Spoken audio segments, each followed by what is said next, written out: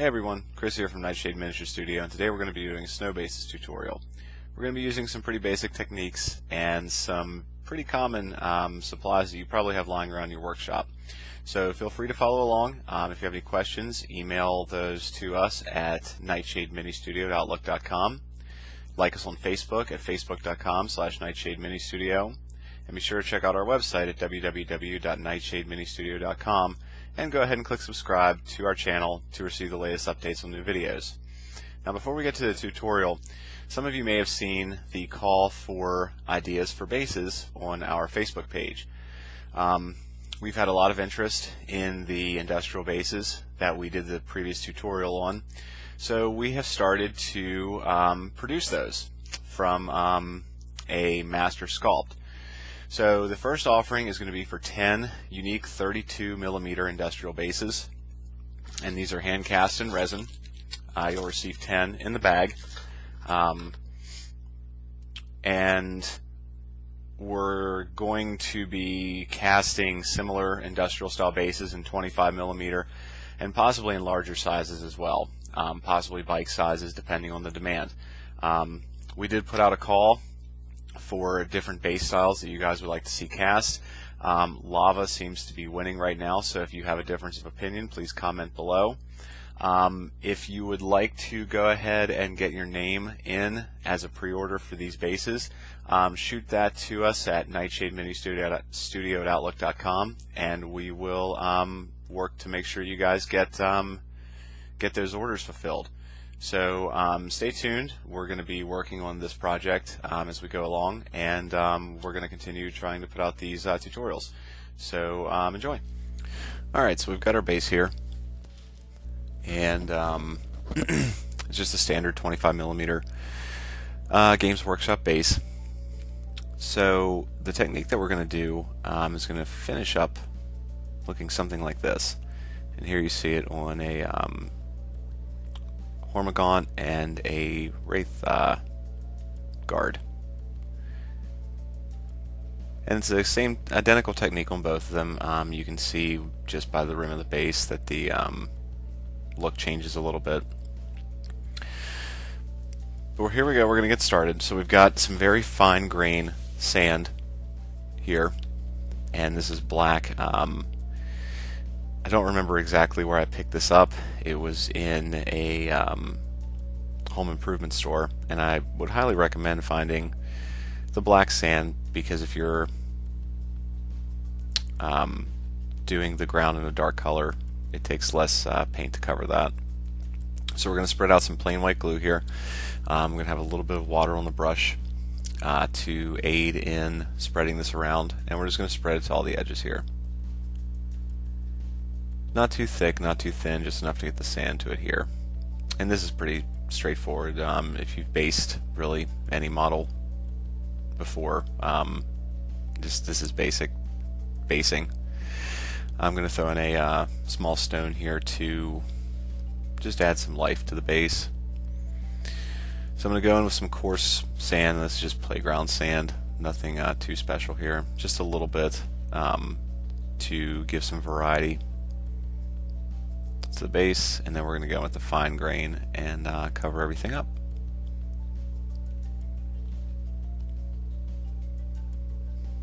And shake all of that off.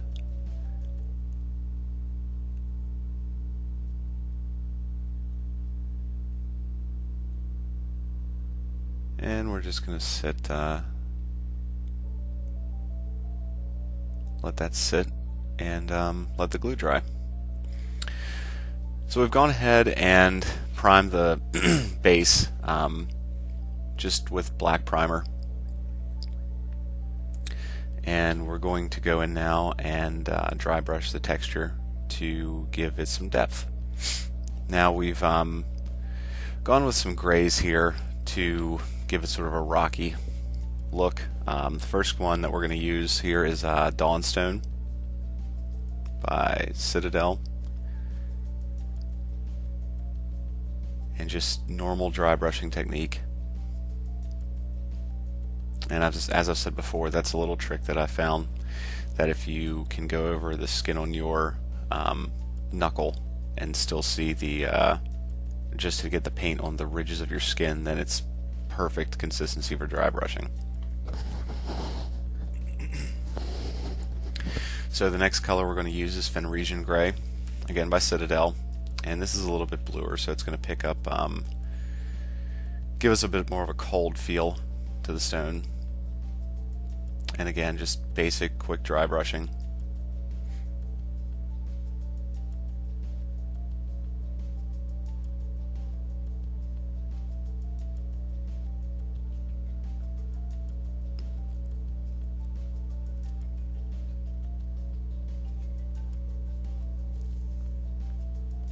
And then the final color that we're going to use here is Administratum Gray, again by Citadel.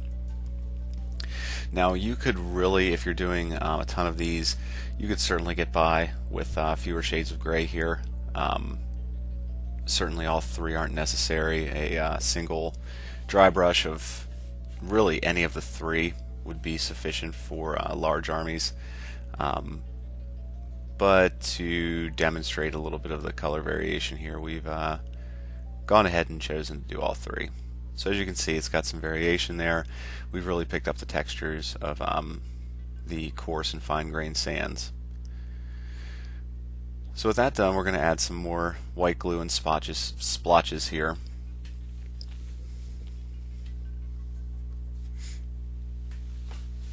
And we're actually going to add some flock to give us some tundra turf, tundra grass. You know, obviously you could, again, this is another step that you could skip, but it does add another element to the base for some interest.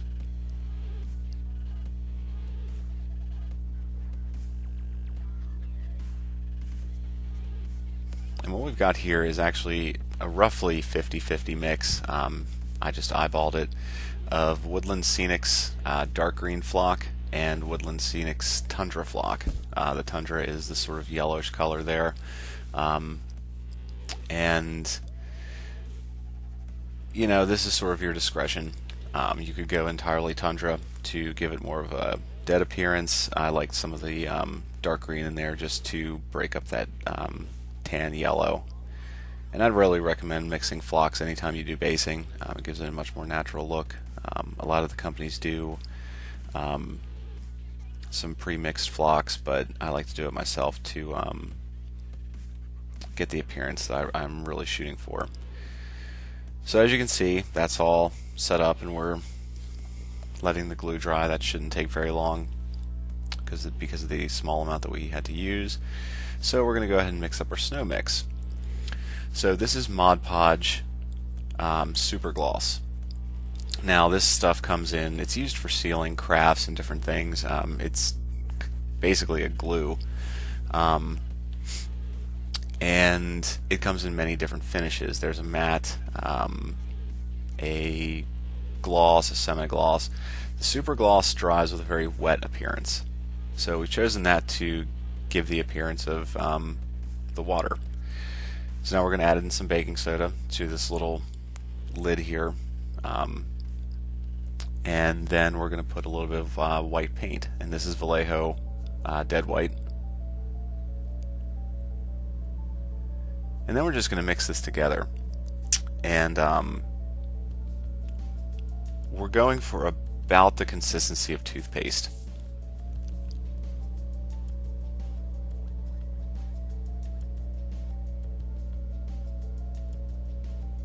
So just mixing a little bit of the paint with the baking soda and the Mod Podge, and again looking for roughly the consistency of toothpaste. You could go a little thinner if you wanted, you could go a little thicker. I like to stay sort of on the, you know, slightly thinner end of that. When you put this down, it will go down very rough. There's really no point in smoothing it out. As it dries, it will settle down.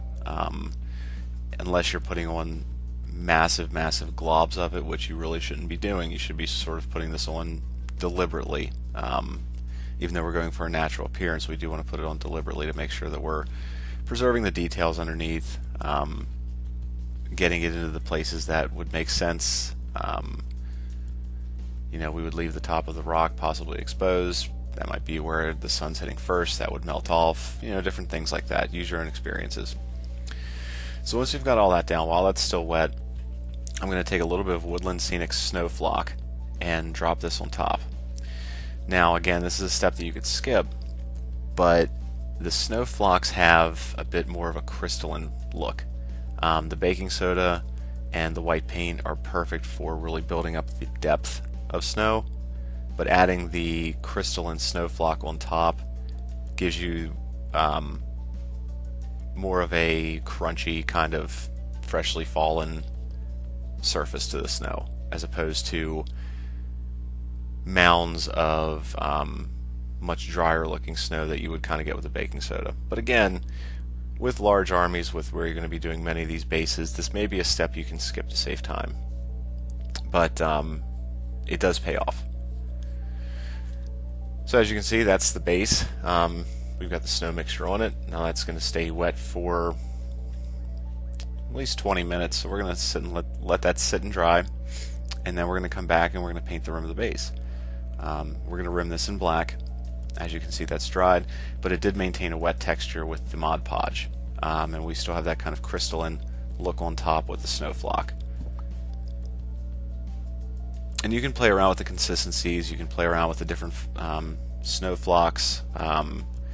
One option, if you're looking for more of a melted look, is to just mix the Mod Podge with a very, very small amount of baking soda, no white paint, and then heavily snow flock on top of that. And that'll give you sort of a melting look to it, depending on what you're going for.